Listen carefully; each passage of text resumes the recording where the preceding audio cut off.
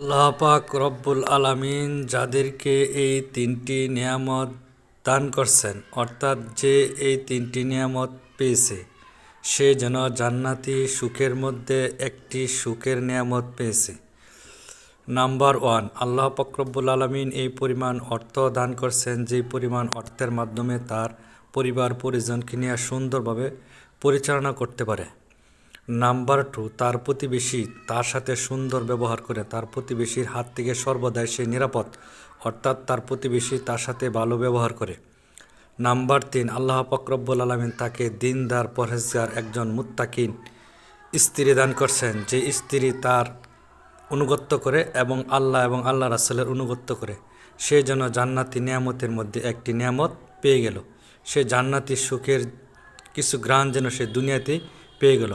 আল্লাহ পাক রব্বুল আলামিন যাদেরকে নিয়ামত দান করছেন তারা সর্বদাই আল্লাহ শুকরিয়া আদায় করবেন।